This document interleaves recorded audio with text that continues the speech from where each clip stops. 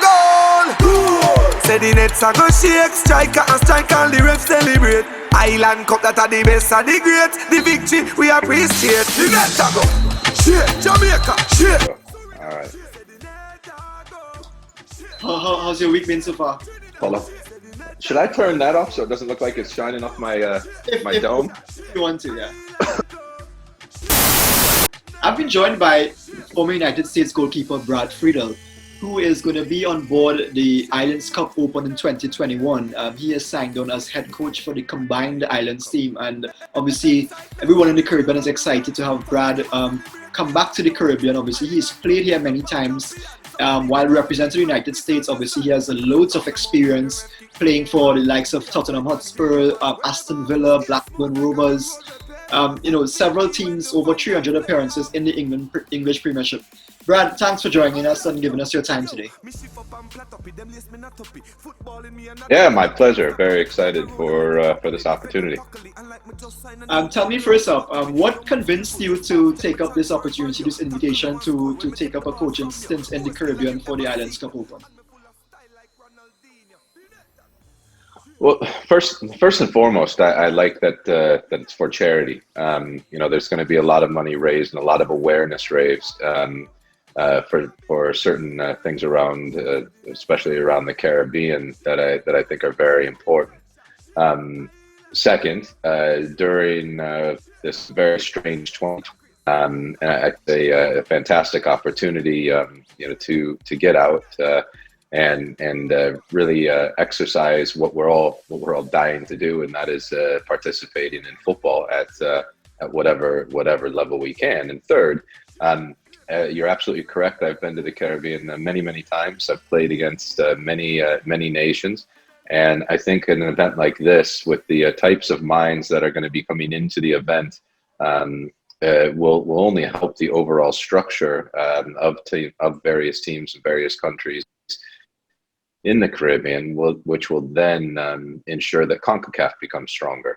The likes of Mexico, the likes of the United States, the likes of Costa Rica and Jamaica and Trinidad, they need to have the other nations stronger, because that will make them better as well. So I think it's a great thing all around for both on and off field reasons. You've answered my follow-up question already, but tell me something.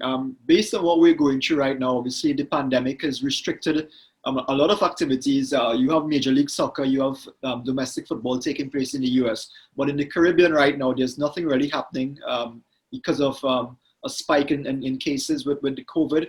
But we're all hoping that in 2021, there's an opportunity for everybody to embrace the Islands Cup Open, for players, for coaches, for all the stakeholders, including the fans. How much are you looking forward to that? Because this potentially could be one of the more mainstream events to come after COVID in the Caribbean. Yeah, first and foremost, in all the talks with everyone involved, we will do everything that is necessary regarding being careful during this pandemic. So everyone needs to understand that. But as the leagues in all sports are up and running globally, and you see in various areas, you see some fans, in various areas you see no fans. Hopefully, as the powers that be behind the scenes are working for a vaccine or different structures to ensure the safety of everyone, hopefully the timing of this event will be perfect.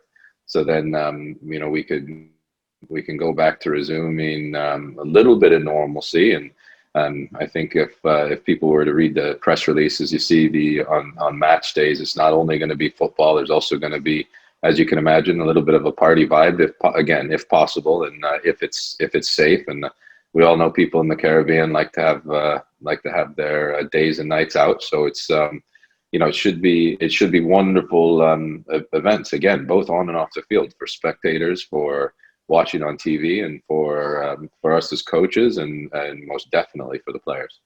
You're quite right about that. As we're on that note, can you tell me if you can recall a bit about some of your playing experiences in the Caribbean with the U.S. national team? What were those experiences like for you? Yeah, most of the time when we traveled into the Caribbean, and especially down in Mexico and then anywhere in Central America, even though Mexico's probably been the long-term favorites for a long time, most people always wanted to beat the United States. I know Mexico was a big game, but I always got the sense that people just wanted to beat the United States. So there was always that extra bit of effort from the opposing team. There was always that extra amount of fans that came to the stadium. The atmospheres in Trinidad, the atmospheres in Jamaica, very, very difficult places to go and play. The climate's obviously a little bit different. So we, especially those of us that were playing in Europe, to then fly back, train in Florida, and then go into very hot climates. It was hard, and the players in most every single Caribbean country, the teams, they have good athletic players. Some of the countries lack a little bit of structure. Some of the countries lack a little bit of financial resources to get a lot of their best players back. You know, I take that point, but none of the games are simple. You know, so every now and again you'll get a lopsided score line, but that's mainly due to scoring a goal early, you know, and just changing the complexity of the game. But I'm not sure during my time if we ever won in Jamaica. I don't think we did. I know in 1990 we obviously beat Trinidad. Paul Caligiuri's goal, I wasn't involved in that. It was a couple of years later. But they were always tough games, always draws, or we would lose by a goal, or you know, tough places to play. You know, on our home soil, it was a different story. I think we were very strong in the United States, and I think the Caribbean nations found it difficult to play against us in the U.S.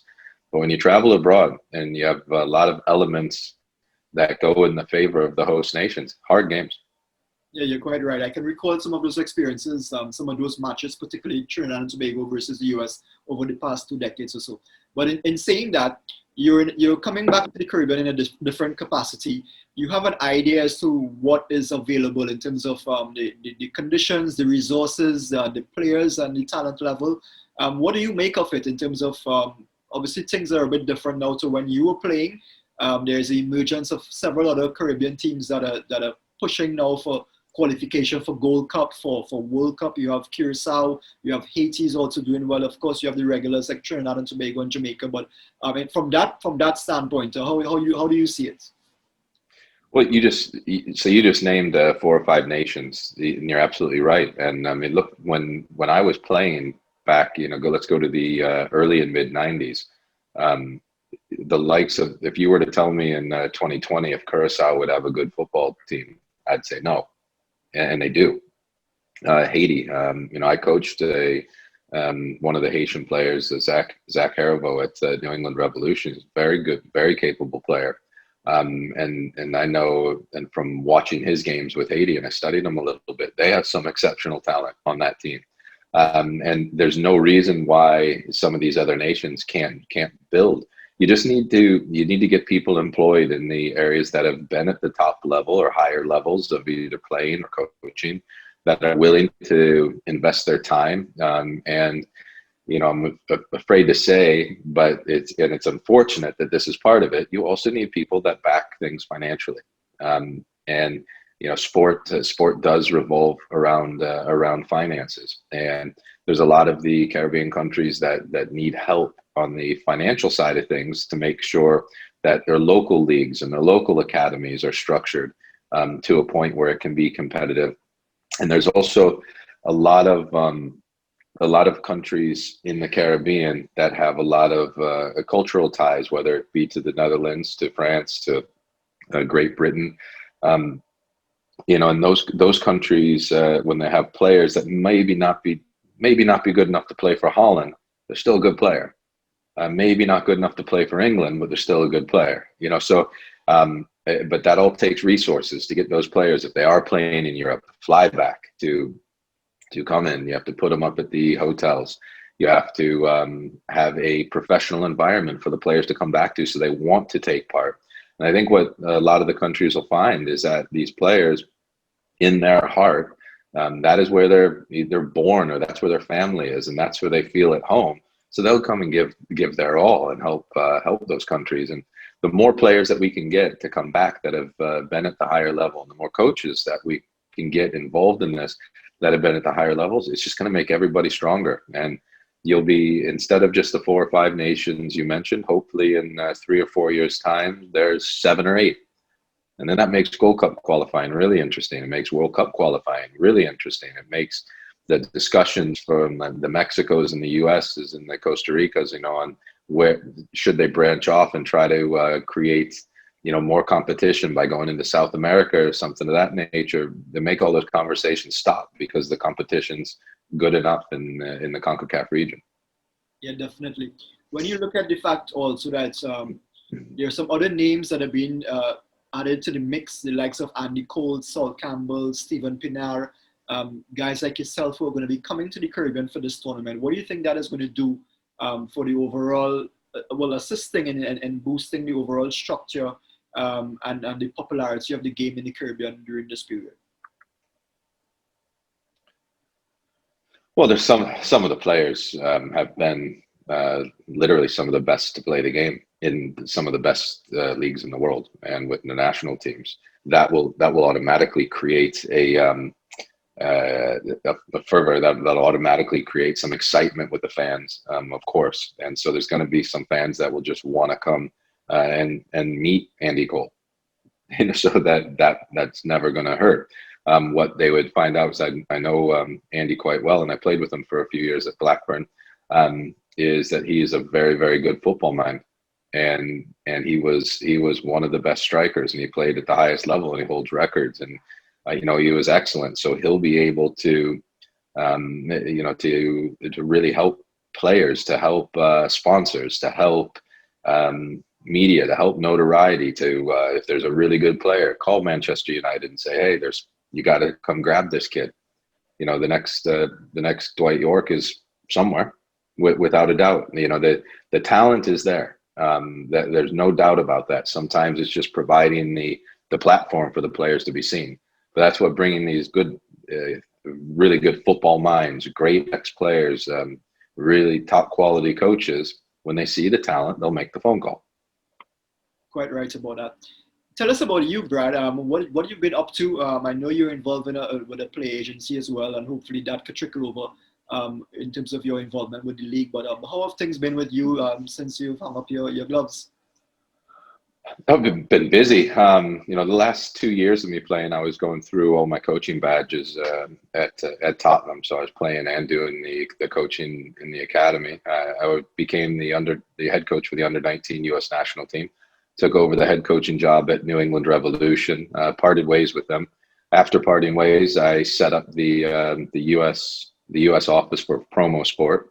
There's a lot of expansion that we've done. We have offices globally. Now we have offices in Poland, in Italy, in Portugal, in Spain, in Istanbul, in Manchester, to name a few, and now here in Miami. So it's a very, very big agency, and me getting involved in this tournament will also help be able to place these players with no doubt. If there are good players, we'd be happy to help out and happy to assist. And again, a lot of the times when you see the talent, it's word of mouth, and you make a phone call, and that player's career gets started. I believe I'd have to speak to Dwight again, but I think he got seen in that capacity. I think Aston Villa came into Trinidad or something to that nature. And in '89, Graham Taylor came to Trinidad and saw him, and that's sometimes all it takes. And if they don't take that trip, does Dwight go to Villa? Who knows?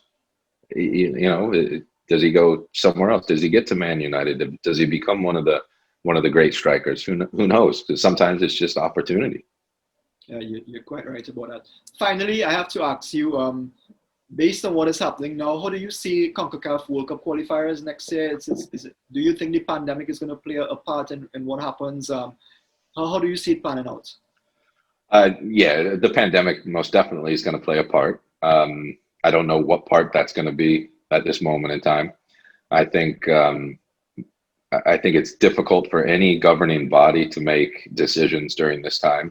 I commend any governing body, and on their decisions. I do not condemn any of the decisions because this is just uncharted territory. I think a lot of what's going to happen going forward, will the teams be able to call in their best players? Will players get COVID? Will they have to go into quarantine? Were they around someone that has quarantine? Who's going to be on the team sheet? Where are the games going to be played? There's a lot of things that can change from not just month to month, but week to week, and all those scenarios are going to affect what happens. When you're in CONCACAF World Cup qualifying, normally each team has the opportunity to have the advantage of having a home game, in a home and home stance. Is it going to be at a neutral venue? Will it have to be at a neutral venue? Is it going to be in a bubble? Like, that will take away some advantages for some of the, I would say, smaller teams, to have a team that has to travel, come into their element to get a result. So we'll have to wait and see what really happens. None of us have a crystal ball with what's going to go on with the pandemic. Hopefully it calms down. Hopefully travel will resume quickly. Hopefully there's a vaccine in the very near future. But these are all hopes. They're not certainties at this moment. Yeah, I think the same, but we all look forward, hoping for the best. Brad, I want to thank you for this opportunity. I want to also wish you good health, good safety, and we're definitely looking forward to seeing you in the Caribbean for Islands Cup Open in 2021. Thank you for being here. Yeah, likewise. Thanks very much. All right, Brad. Take care. We'll be in touch. See you. All right. Nice one. All right, see you. Goal! Goal, goal, goal, goal, goal, goal! Say the nets are go shake, striker and strike and the refs celebrate. Island Cup, that are the best and the great. The victory we appreciate. The nets are go shake, Jamaica, shake.